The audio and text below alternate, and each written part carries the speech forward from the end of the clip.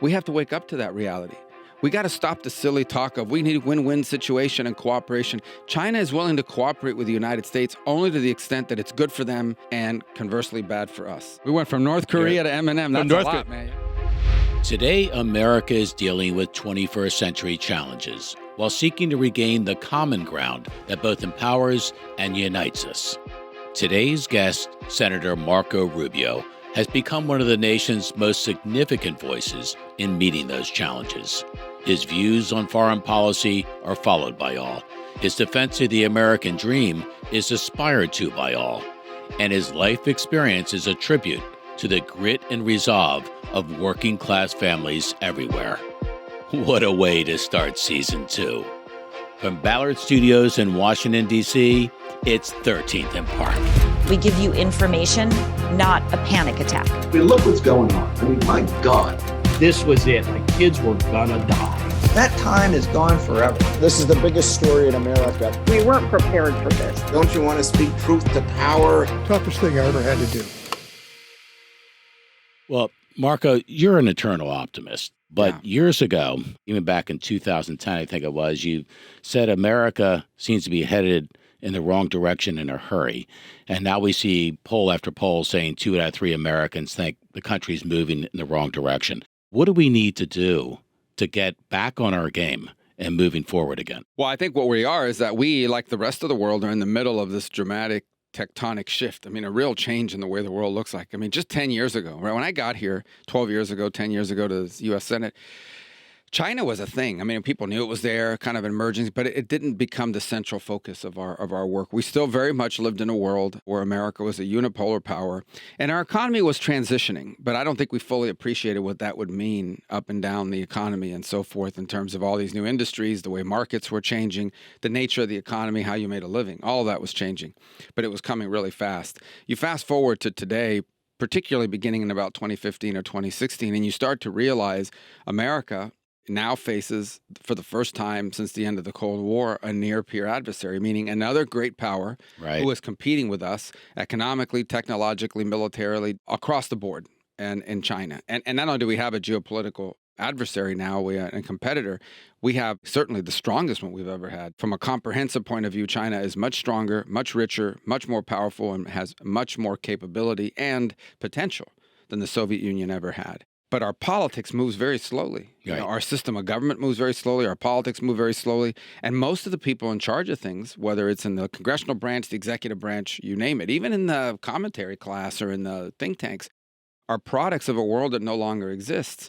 Now, that doesn't mean some of those people can't readjust or realign. But generally speaking, when you were born, raised, and nurtured in a world defined by the Cold War and then the post-Cold War era, America is the only superpower. We can do whatever we want. We think everyone's going to become a democracy. Free enterprise at a global scale will answer everything. It's very difficult to transition to a world where you realize, hold on a second, that's not the way it's playing out. Right. I believe in the free market 100%. I despise socialism. But sometimes the free market outcome is bad for America. What do I mean? The free market says it's cheaper to make medicine in China. But it is not in our national interest to depend on China for 88% of our active ingredients. You talk about these rare earth minerals, in particular, these metals and other things you dig out of the ground. We don't see it, but it's embedded in everything from that iPad to our defense contracting. Right. China controls 80-something% of the global market in terms of the export. If tomorrow China decided we are going to deny U.S. defense contractors these 5 elements, heavy rare earth elements, it would shut down defense contract. We would not be able to make, no matter how much money we spent, we would not be able to make the things to defend our country. That is the kind of leverage that China now has on us. And we still live in a world or in a country where there are a lot of people in charge that don't fully appreciate how vulnerable this reliance on the global market has left our country on some key components. I would add one more thing. Half our people did not go to college, right? So half the people in the United States have a high school diploma or less. You have to have an economy that creates jobs that allow people like that to earn a living and raise a family and be a part of a community. So our national interest is served not just by creating jobs, but creating enough of those kinds of jobs at a time in which technology and automation is making us more efficient. You can open a factory, but instead of 50 workers, you only need 10. Because the technology and equipment and machinery and automation makes that employee a lot more efficient. And we never adjusted to that. We saw all the benefits that free trade and globalization was going to bring. We never took seriously the downside of it, the people that would be left behind and displaced, the industries we would lose. And we're paying a price for that as well. You said years ago in the Freedom Tower, and I think frankly, Senator, one of the greatest speeches I've ever heard. When I say speech, one of the greatest shots in the arm I've felt in my lifetime. You talked then about how we are moving towards the 21st century with 20th century leadership, right? What do we need to do to get with it? Because China, as we were just talking about, they plan far out, 5-year plans, 20-year plans, right? And then they actually work the plan. We seem to go almost week to week or quarter to quarter, right? How do you shutdown to shutdown, shutdown to shutdown? And as in China, as you know, they were very clever about how they engaged American business to come over there. They basically forced American businesses to partner with Chinese companies, then took our ideas and our trade secrets and said, thanks a lot, and here's the door. Is there something that we can do now, immediately, as China is going through their own economic challenges with the real estate market starting to fall off the cliff, that can strengthen our hand? One of the things that you could probably unite everybody in Washington around is we got to get tougher on China. And you would get 90% of members of Congress, everybody's for it. The problem is we're not just talking about tactically tougher, like let's go after China for this or this, that. We have to have a strategic approach to it. Look, I hate the Chinese Communist Party. Okay, I think it's evil. But from a Chinese perspective, the Chinese government is acting in the national interest of China. They are doing, frankly, maybe not the human rights violations, but from an economic and geopolitical point of view, they are doing what we would do if we were in their position, and that is trying to build up their country. And if that comes at our expense, even better. That's what they're doing. We have to wake up to that reality. We got to stop the silly talk of we need a win-win situation and cooperation. China is willing to cooperate with the United States only to the extent that it's good for them and conversely bad for us. Right. Their preference is to avoid direct conflict with the U.S. as long as possible until they're strong enough so that conflict's no longer necessary because they're clearly the winner. And we have to wake up to that reality, and then you have to make it part of your public policy. And that will require you to re-examine the way you do things now. So one of the tough challenges we have is everybody says, I want to be tough on China. All right, let's go. Let's do it. Let's do what we need to do. And then when you say, all right, here's the first thing we have to do. And immediately someone will say, well, we can't do that because that company is headquartered in my state. So we're willing to talk tough, but when it comes time to do it, if you're going to make a change in how we approach it, there are going to be things that are uncomfortable that we're going to have to do. This whole thing with TikTok is a perfect example. If you rank them 1 to 10, okay, I think the TikTok thing is a big problem and a serious threat, but it is not in the top 10, right? It is serious enough to deal with. The reason why I really focused on that is because I felt, and I still feel, if we as a society cannot bring ourselves to do something to control a social media app because people like it, they like the videos, how are we going to do any of these other more difficult things that are required in order to recalibrate that relationship? And understand that I approach this from the following point of view. China is going to be a rich, powerful country on earth for the rest of my lifetime and yours.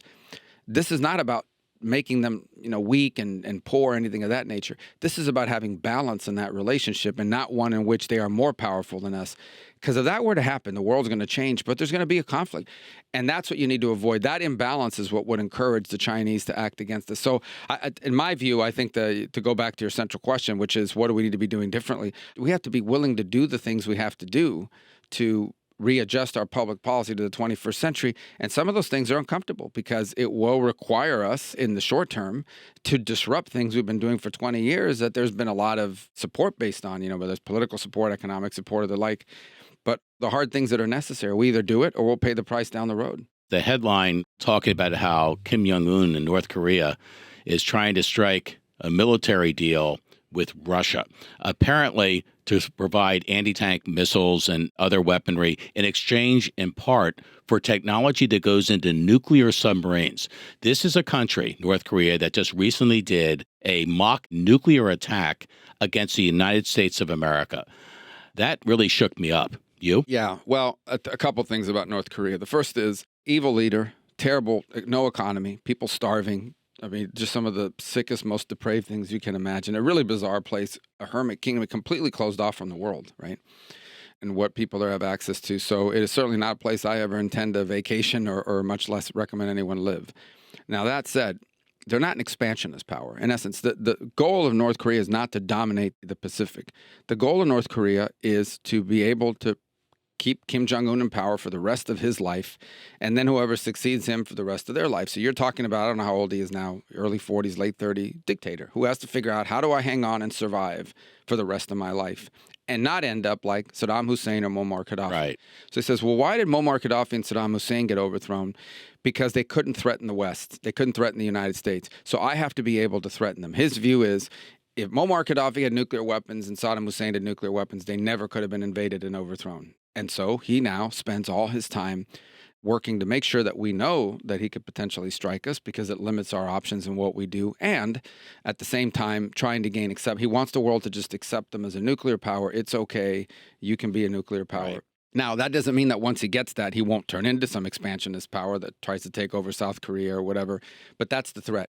So let's bring it back to our shores for a second. You just released a report, a beautiful, actually, column in Fox News having to do with the state of the working and non-working man in America. I want to play a clip for you that mirrors that report and have you tell us why this is so terribly important for America to wake up to and do something about. We're talking about jobs and a major hiring crisis. It's a problem, really, bigger and older than the great resignation you've heard so much about. It's a problem you're not going to find in the unemployment rate, which is, of course, at near record lows. And it's because a large number of American men in particular, men in their prime working years, are actually not working, and they're not even looking for work. How big of an issue is it to have this many people sitting on the sideline? It's only a matter of our national identity. I think it's a giant issue, and by the time we realize how big an issue it is, we're going to have a hard time turning the temperature down. You know, anytime you have Mike Rowe speaking out on anything, you pay attention. Your report talked about the need to create dignified work and thriving communities and strong families, all of which equal a unified nation. Yeah. Why is this so terribly important? And isn't this something in part that you were addressing years ago? Yeah. When you were Speaker of the House of Florida? I remember running for president, and in one of the debates, I said something like, we need more welders and less philosophers, and all the philosopher people got pissed off. And look, right. Not anti-philosophy, whatever. I think it has its place in the world, but we do need more welders and all kinds of other work. So there's a sociological component to this. I'm not a sociologist, so I would not speak on that as if I'm an expert on it, but clearly there is something happening in society and in culture. You talk about men 25. Do we not all know in our own lives, whether it's family, friends, or neighbors, what have you, 25, 29, 30-year-old males that are not in the workforce? Right. We all know. I mean, they're there. We know whether it's sit around all day and play Madden. This is not a caricature. It exists. And the rationale and everything behind that sociologically, what's happened in our culture that's led to that is a crisis. But it's one that I can't speak to you today saying I figured it out or I know why. But I do know one of the contributors to it, and I do know the impact it's having on the country writ large. Number one is what I've discussed before, and that is not everyone can, wants to be, or should be able to write code or be a software engineer or have an advanced degree in mathematics and science, not because they're dumb, but because that's not where their skills are in life. We continue to have people who will find success in life and fulfillment in life and hopefully dignified work from working these jobs, whether it's in construction and the trades and manufacturing and so forth. The second, though, is you have to have an economy that produces that kind of work. So when you make a decision as a society, we are going to be a country that no longer has these dirty jobs, as it was termed back then. We're going to be a society that no longer is going to need factory workers. We're no longer going to need people that go out there and do the jobs where you have to take a shower after work instead of before work. And if you have that kind of job now, don't worry. That job's going to leave. It's going to go to China or Vietnam or some other country, and we're going to replace it with a job that pays 3 times as much, but you're going to have to go to school and learn how to write code, even if you're 45 and have 3 kids and live in Ohio or somewhere in the Rust Belt. And that's just not realistic, but that happened, and people got left behind. So we are not a society outside of government and some other sectors where we are creating the kinds of jobs for people, particularly the jobs for men. Where did these men used to work 25, 30, 40 years ago? They worked at an auto factory. They worked in construction. They worked in a trade. Today, those opportunities are less than they've ever been. So that's a real factor that's at play here. And it's leading a lot of people to say, all right, the only job available for me is to go out and work as a server at a restaurant making, X number of bucks an hour. And I just don't really want to do that. And I can get into a lot of anecdotal tales about small business owners that talk about I hired a guy on Monday. He showed up on Tuesday, came in late on Wednesday. I never heard from him again after Thursday. He didn't want to work 8 or 9 hours. So there's a lot happening here. But I think for us as policymakers, we have to understand that it is in our national interest to have industry in our country for 2 reasons. Number one, because it allows us to be less dependent on the rest of the world and other countries and therefore less vulnerable, whether it's a pandemic, a war, or a geopolitical conflict. And number 2, because it creates jobs for millions of people, particularly millions of men. In your column, you talked about the rise of suicide. I think 40,000 men committed suicide roughly last year. You talk about how for a middle-class family, a man trying to provide for a family of 4, back in the mid-'80s, it took about 40 weeks of work. Now it takes 62 weeks of work per year to do the same. We don't have 62 weeks. I don't know about your math. It doesn't add up, right? So this is a major league problem. We're putting our heads in the sand about it and just giving the kind of a false remedy, which is, hey, don't worry about it. We're going to fix this. It's going to be okay. It's worse than that because they point to these traditional numbers. Look at the unemployment rate. The unemployment rate is low. It doesn't look at the unemployment rate is not telling you everything you need to know about the health of your economy. That's like looking at one test, one medical test. Okay, your blood work came back and it looks good. All right, but what about that massive growth on the chest x-ray? Right? Should that still be addressed? Mm-hmm. The unemployment rate is a measure of the percentage of people actively looking for work that cannot find it. It does not measure how many people are not looking for work at all. It does not measure that, and it does not measure the type of work that are being created. Is it steady work? Is it work that pays enough to be able to afford certain things? And I would just ask everybody this, because I think this is a big problem moving forward. One of the things I used to say all the time was we are on the verge of becoming the first generation of Americans to leave our kids worse off than we've been. I think we can now say that's happened. Our kids, the generation that followed mine is clearly at least a decade behind where mine was in terms of everything from steady career path to home ownership, career opportunities, children, family formation. I know it anecdotally, and I see it in the numbers. Where we used to be arguing about what we needed to do to prevent, now we have to work on how to fix it. And one of the key things that has to happen is when we talk about public policy, number one, do we agree or disagree? American public policy should first and foremost be about furthering the national interest of the United States of America, domestic and international. I think most people would say, of course. Sure. If that's the case, then number 2 is we have to accept that part of our economic national interest is not simply economic growth, not simply GDP, because you can be a very rich country and be unbalanced. I think we have to accept the second point, which is it's not just how much your economy grows. That's part one. You need that. But it's also how is it growing? Is it growing in a way that creates steady, sustainable, dignified work for as many Americans as possible? That has to be in our national interest, the creation of employment for Americans that allow them to sustain community and family. If we don't accept that that is as important to our national interest as how Wall Street closes today or GDP growth, then I think we're not going to be able to solve these problems, and we're not there yet. Do you think your background, coming from a working class family, gives you a different perspective, Senator, about the issues we're just talking about, that when you go underneath the numbers into real life, you see what's really happening, and you see the real pain and suffering that families are going through who are struggling not only to make ends meet, but to continue to believe enough in the American dream to get up the next morning and go at it again? Yeah, I would say a couple of things. The first is I think about my own parents. My dad worked in the service sector, okay? He was a bartender at hotels, worked banquets, weddings, bar mitzvahs, you name it. My mom was a service sector worker. She worked on everything from factories when we used to have them in Hialeah, Florida, and all the way to a cashier and a stock clerk at Kmart, okay? So she worked those jobs. If you took my parents out of 1985 and moved them to 2023 with those jobs, we would not own a home. Our life would be completely different, and my opportunities would have been very different. So that's reality, and I just think about it. Now, some of that is a function of economic change, and that was normal, was going to happen. But I just think, what would my dad have done for dignified work outside the service sector? What could he have possibly done?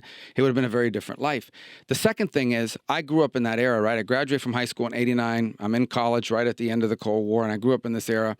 And there was a pretty clear formula. You go to college, you get a degree. In my case, you go to law school, you'll find a job. You may not become a billionaire or even a millionaire, but if you have those degrees, it guarantees you'll find a job that allows you to sustain a family and a certain standard of living, assuming you work hard and do all the right things. What is that formula today? Because I can tell you, look, I want my kids to go to college. All of them have or are, except for the one who's in high school, obviously. But the question becomes then, okay, what is that formula today?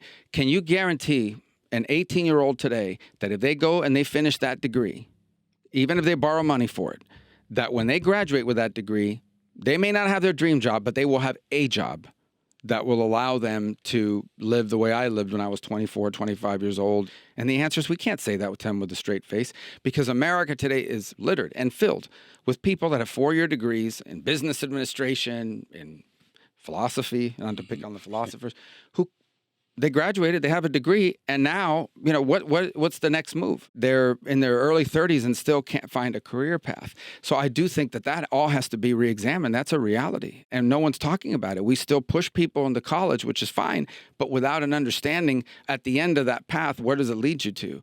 Beyond government and beyond politics, you have a real passion for the sport of football. I think I go back to your days as an outside linebacker for the Tamiami Colts. That's going way back, right?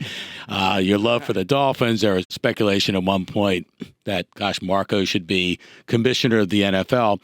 Yet, I think the biggest memory that I have was in the House chamber that one day when Dan Marino, former Dolphin great, from the back of the chamber, threw a bullet pass, not a lob. It was a bullet pass towards you at the rostrum. You caught it as if you had been practicing for that moment your entire life. And it was, how cool was that? And I've seen Danny a number of times since then, and I tease him about it that it wasn't the best throw either. It wasn't. But right. No, all kidding aside, you usually bring these guys in for a ceremonial toss, and it's like this little thing. This guy, there's a picture of it where his tie is flying back because he really put some heat on it, and. Who was really happy I caught it was the house clerk standing right behind me. If I had not caught it, she probably would. You probably saved her life looking at the velocity of that throw. At least from a very severe concussion. But there's two things I tell people about the game of football that I think it remains one of the few places left, I hope, particularly college football, where people who have big differences have a common experience. So on any given Saturday or even Friday night in this country, a bunch of people will come together to cheer on the same side for a team, even though they have come from different parts of the world, have very different points of view, and we just have less and less places like that left because politics has infiltrated every aspect of our society: music, culture, entertainment, everything. Even sports has become infused by politics. So when I get upset about political messaging in sports more than anything else, it is one of the reasons is because I think it's denying us those places where people can share a unifying and common experience outside of politics, which is important for a country. The other thing about football is, and it's not for everyone, but I can tell you for young men, it is a great preparation for life. It requires you to do a number of things which I think are critical to success. It allows you to give up something in order to be successful. You can't be on the football team and be good at it and also live the same life as other people do, because you're going to have to be at practice the next day at 6:30 in the morning. It teaches you to do things you may not want to do, but you're doing it because other people are counting on you. Accountability to others. It teaches you to fight through adversity. So a game didn't go the way you wanted it to go, or your performance didn't. What do you do about it? Do you go hide under a rock? Do you blame somebody else? Do you blame the refs? Do you blame your coaches? Or do you go out and work to improve? It teaches you that formula, that opportunity plus, work equals success, even though that success may not be immediate. It teaches you to do things that are uncomfortable, that you necessarily may not want to do, but you have to do. So I think all those things are really important to learn as early as possible. And you can read all the books, and you can attend all the great lectures, and you can, talk about it as much as you want. That's not something you can teach by listening. You got to teach by doing. And so I would just tell you that if you early in life learn to get up in the morning, show up on time, and do what's expected of you because other people are counting on you, and accept the fact that you can't have it all. You can't be really good at something and yet not work at it and live the same life as other people. You're going to have to give up something to get something. If you can learn that when you're 16, 17, or 18, it's a huge advantage in life. And I think football is a great teacher of that. You said that in terms of unifying the country, if your house is on fire, it's not about what part of the house to save. Are we doing what we need to do, Marco, today to save America and the way we as one need to move forward? Well, I think the challenge that we face is that because of two things. One, because we are a free country and we debate everything, and it takes time to work through our differences before we can gain to consensus and then action. So it's strong disputes, public, messy, finally a consensus, decided by elections and otherwise, and then action. Those three steps, but that moves very slowly, okay? And traditionally, it hasn't been a problem for America because these issues move slowly too, or move slower. But now our challenge is that process is messier than ever, louder than ever, those fights. Some of them are artificial. The consensus is harder to reach because there are people that don't want there to be consensus because you make your money off conflict. And then the action piece takes time because our republic is not efficient. It wasn't designed to be efficient. So it still moves very slowly, maybe slower than before, but the threats and the challenges are moving faster than ever. That's why I chuckle sometimes when I hear people say, we're going to do something about AI.